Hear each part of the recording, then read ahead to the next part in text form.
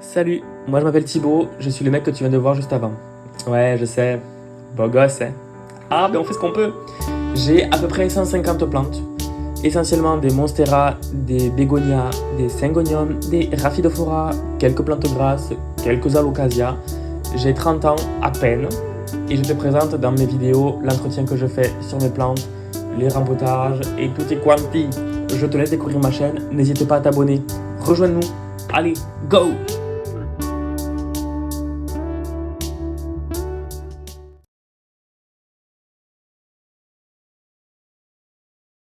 Salut les bégonias, j'espère que tout le monde va bien. Si jamais ça ne va pas, j'espère que je vais te faire passer un agréable moment. Vidéo aujourd'hui sur les plantes qui vont absorber l'humidité. Alors, si tu es plante addict, tu le sais. Si tu ne l'es pas et que tu tombes sur cette vidéo, déjà c'est bizarre, mais tant mieux. Reste jusqu'à la fin. N'hésite pas à t'abonner s'il te plaît quand même, un peu comme moi je me donne du mal pour te faire des putains de vidéos. Donc si jamais tu n'es pas au courant, les plantes ça assainit l'air, ça dépollue. Et du coup, ça assainit. Logique, si tu dépollues, tu assainis. En fonction des plantes, il y en a qui vont absorber certains gaz toxiques, parce que oui, on est entouré de gaz toxiques, il faut le savoir, dans les peintures, dans les dissolvants, et il y a des plantes qui dépolluent. On appelle ça les plantes dépolluantes. Alors tu en as plein, tu as les phalangères, tu as les spathiphyllum, tu as les pothos, etc. Bon bref, tout ça c'est assez connu. C'est même ce qui est mis en avant des fois dans les jardineries. Mais ce qui n'est pas selon moi assez mis en avant, c'est la capacité d'absorption des plantes. Si tu as un problème d'humidité chez toi, que tu as de la moisissure partout, etc., c'est par mettant une plante que toute ton humidité va partir. Pour vraiment ressentir l'absorption des plantes, il en faudrait plus d'une centaine dans une pièce 2 voire 3 fois plus petite que celle dans laquelle je suis en train de tourner, c'est-à-dire 9 mètres carrés. Il faudrait à peu près 100 plantes dans 3 mètres carrés grosso modo, et encore je ne suis même pas sûr qu'on le ressente nous les êtres humains. Mais du coup ne compte pas sur une plante pour absorber toute ton humidité. Il faut vraiment que tu en aies 3-4 minimum, et encore ça prendra du temps. Donc si tu veux vraiment absorber un trop plein d'humidité qu'il y a chez toi, ce que je te conseille c'est bien évidemment d'acheter des plantes, mais si tu ne peux pas, achète un déshumidificateur, ça marche très très bien. Nous dans notre salle de bain, des fois, vu que je prends les douches chaudes, il y a beaucoup d'humidité, il n'y a pas de fenêtre donc on n'a pas mis de plantes, of course, mais on a mis un déshumidificateur et ça marche carrément bien. Mais du coup, pour en revenir à nos bébés d'amour, les plantes, je vais te faire une liste des plantes qui selon moi absorbent plus l'humidité que d'autres. Après, voilà, si tu es fan d'une plante qui n'est pas réputée pour absorber l'humidité, au bout d'un moment, ça en absorbera un peu. Il faut savoir aussi que les plantes relâchent de l'humidité. Ah, c'est chiant, hein, oui. Mais il y en a qui en absorbent plus que ce qu'elles ne relâchent. J'ai écumé une dizaine, voire plus, de sites internet, sans parler des bouquins que j'ai sur les plantes, pour savoir si ce que je trouve sur internet est vrai ou pas. Il y en a, je trouve que c'est complètement aberrant, mais je te le dirai à la fin. On va d'abord commencer par les plantes qui, selon moi, sont les numéros 1 pour absorber l'humidité, et ce n'est autre que les phalaenopsis, les orchidées phalaenopsis. Alors ces fleurs qui sont super jolies, qui sont les fleurs les plus vendues dans le monde après la rose, me semble-t-il, mais c'est des plantes qui absorbent énormément d'humidité, de par l'épaisseur de leurs feuilles, mais aussi de par leurs racines, puisque tu le vois sur les photos, c'est des racines très très très épaisses, très charnues. Et en plus de ça, ces racines qui sont dans des pots transparents pour qu'elles puissent capter la lumière, captent également l'humidité. Quand une orchidée phalaenopsis a soif, elle te le montre de par la couleur de ses racines. Au lieu d'être bien vertes, elles sont blanchâtres. Voilà, donc tu les fais tremper ou tu les arroses comme tu veux. J'ai pas envie que les orchidophiles me tombent sur le coin du nez. Ça après, je suis pas un spécialiste des orchidées, vraiment pas. Mais du coup, tu les arroses un peu et les racines vont carrément absorber pas mal d'humidité. Et tu vois la couleur changer directement. Donc les orchidées sont les numéros 1 selon moi grâce à leurs racines assez charnues. Mais ce ne sont pas les seules, que nenni. En deuxième, alors je gradue pas en fonction de leur efficacité, hein. C'est vraiment les noms qui me viennent. Tu as les tillandsias. Les tillandsias ou filles de l'air sont des plantes qui n'ont pas de racines. Alors tu vas me dire, mais comment elles absorbent l'humidité? Comme toutes les autres plantes, par les feuillages. Par leurs feuilles, c'est leur seul moyen de se nourrir. Toutes les plantes ont des stomates. Les stomates, c'est quoi? C'est des tout petits trous invisibles sur le revers de la feuille, enfin sur le revers du coup, pardon. Et c'est par là que captent l'humidité, les engrais, tutti quanti. Voilà, donc les tillandsias, ça marche bien. Voilà, et tu as plein de variétés de tillandsias. Tu as le cyanea, je crois, tu as la usnoides, ou usnoïde, je sais pas comment il faut le prononcer, et puis tu en as une chier plus une. Je t'en mets plusieurs variétés tout au long de la vidéo.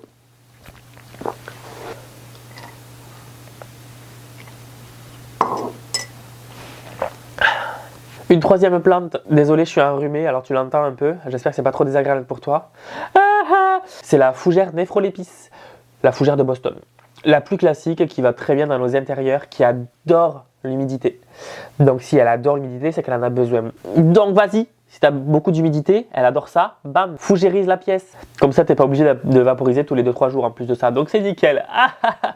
N'hésite pas à mélanger toutes les plantes que je te dis, hein, of course. Alors après, sur tous les sites que j'ai pu voir, la fougère était tout le temps dedans, mais je ne sais pas s'il n'y a que la Néphrolepis exaltata, enfin la fougère de Boston, ou s'il y a les autres qui peuvent y aller. Je fais des recherches là, attends. Alors s'il y a quelqu'un qui est passionné de fougère, s'il vous plaît, dites-moi si j'ai tort dans ce que je vais dire juste après. Mais soyez pas trop méchants dans les commentaires, parce que c'est pas parce que je suis sur YouTube que je sais tout. D'accord, loin de là. Donc si quelqu'un est passionné de fougère et qu'il a au taquet de connaissances, n'hésitez pas à me dire vraiment, parce que je m'endormirai moins bête et je pourrais mieux conseiller les clients en plus de ça. Tant mieux. Là j'ai ce bouquin. Oh, c'est bien ça. Ce bouquin, pour moi, c'est une mine d'or, vraiment. Et là, du coup, je regarde par rapport aux fougères. Il y a la Microzorum musifolium, donc la fougère crocodile. Ça dit que ça adore l'humidité. Mais est-ce que du coup, ça l'absorbe ou pas? Parce qu'une plante, c'est pas parce qu'elle adore l'humidité qu'elle l'absorbe, si. Pareil, le Mimosa pudica, ça adore l'humidité. Est-ce que ça l'absorbe pour autant? Je sais pas. Pareil, l'Asplenium, est-ce que juste ça adore l'humidité ou est-ce que ça l'absorbe aussi? Vraiment, si quelqu'un connaît quelqu'un qui est fan de fougères, n'hésitez pas à lui envoyer la vidéo, comme ça la personne pourra peut-être m'aider en commentaire s'il vous plaît. Parce que j'aimerais bien avoir plus de connaissances quand même. Ensuite, une autre plante que j'ai vue sur plusieurs sites, le Spathiphyllum. Alors vous savez, mon amour pour le Spathiphyllum, apparemment elle absorberait l'humidité. Est-ce que c'est vrai? Parce que moi je me demande, hein, si les plantes elles adorent l'humidité, ok, mais elles ne les absorbent pas toutes. Elles n'absorbent pas toute l'humidité. Mais moi sur le site ils disent pas si la plante elle absorbe l'humidité ou pas. Hein. Ils disent juste qu'elle adore l'humidité. Si toi tu as des problèmes d'humidité chez toi, tu peux me dire si tu as mis des plantes pour régler le problème et lesquelles du coup. Merci. Alors sur plusieurs sites, pareil, j'ai vu les calathea. Alors je sais que les calathea adorent l'humidité. Sinon tu as le bout des feuilles qui sèchent comme pour plein de palmiers, comme pour les dracaena, etc. Mais est-ce que pour autant ça l'absorbe? Je suis pas sûr, tu vois. Par contre, il faut une bonne lumière, je te préviens, hein, pour les calathea. Une plante dont je ne doute pas trop des capacités d'absorption de l'humidité, c'est la Nepenthes, qui est une plante carnivore. Alors, je ne sais pas si toutes les plantes carnivores absorbent l'humidité, mais je sais que le Nepenthes était marqué sur tous les sites, donc je suppose que oui. Pareil, si tu es fan de plantes carnivores ou si tu connais quelqu'un qui est fan de plantes carnivores, est-ce que tu peux lui demander pour moi, s'il te plaît? Que la personne dise oui ou non, ou est-ce que je dis de la merde ou pas? Comme ça pourra tous nous aider. Hein. Merci. Apparemment, la Nepenthes, elle marcherait bien pour absorber l'humidité. Alors, une plante qui, moi, m'étonne beaucoup, le ficus. Alors, ils n'ont pas précisé quel ficus. Sur certains, j'ai vu que c'était le lirata, d'autres, c'était le figuier pleureur. Moi, perso, j'ai un problème d'humidité, je pense pas au ficus en premier. Hein. Je sais pas. Ok, le ficus adore l'humidité, notamment le figuier pleureur, le ficus benjamina. Il adore l'humidité, mais bon, c'est pas pour autant qu'il va l'absorber, je sais pas. J'ai mis des réserves sur le dernier. Alors, sur plusieurs sites, j'ai trouvé ça aberrant personnellement. Les plantes grasses ou les cactus. S'il y a trop d'eau, ça pourrit, les gars. S'il y a trop d'humidité, ça pourrit. Hein.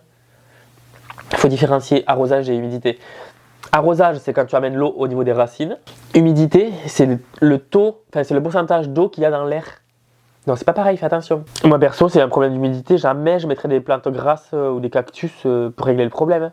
Ben, jamais. Ça préfère les endroits bien plus secs, d'ailleurs. Je comprends pas qu'ils les aient mis dans ces trucs-là.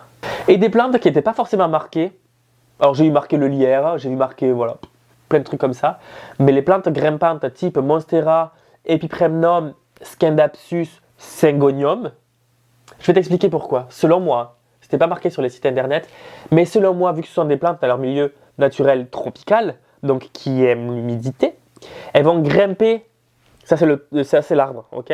Elles vont grimper sur l'arbre avec leurs racines. Leurs racines vont servir d'ancrage au support, mais elles vont aussi chercher l'humidité, bien évidemment.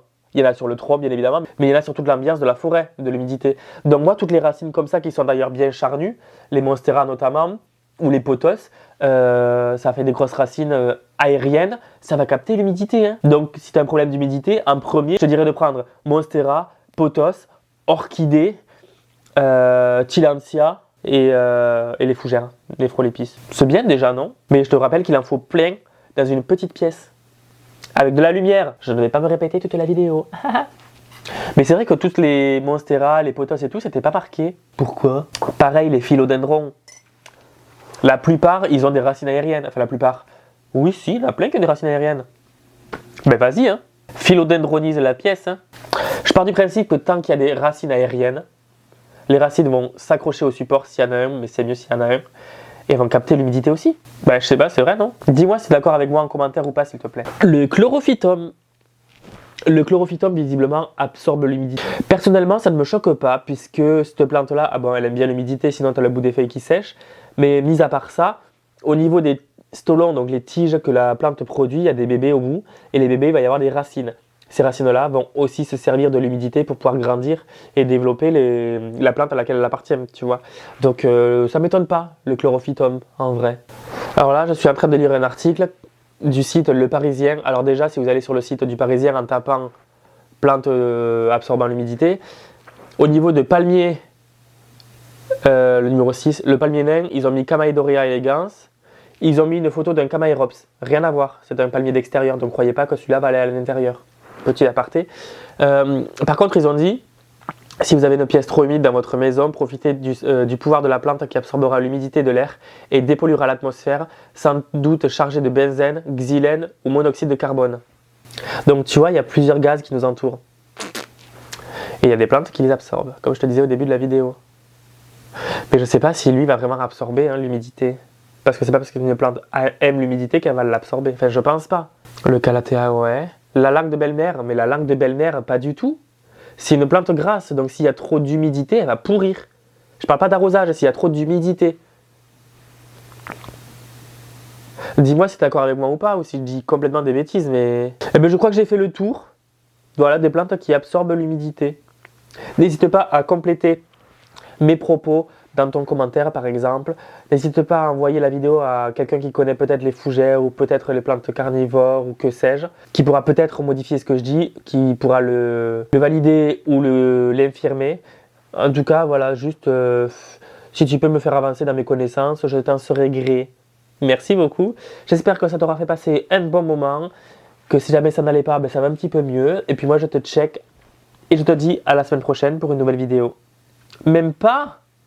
À très vite parce que maintenant j'essaie de mettre une vidéo le dimanche et le mercredi. Ouais, j'avais plein de vidéos en stock, fallait que je les écoule. Bon allez, à très vite. La bise à Denise. Ciao. J'espère que la vidéo t'a plu. Si c'est le cas, n'hésite pas à liker, partager, commenter, mais surtout à t'abonner. Je te mets mon Instagram ici, c'est le même pseudo. N'hésite pas à m'envoyer des messages, j'essaierai d'y répondre. En tout cas, merci d'avoir visionné, j'espère jusqu'au bout. Et je te dis à très bientôt pour la prochaine vidéo. La bise à Denise. Ciao!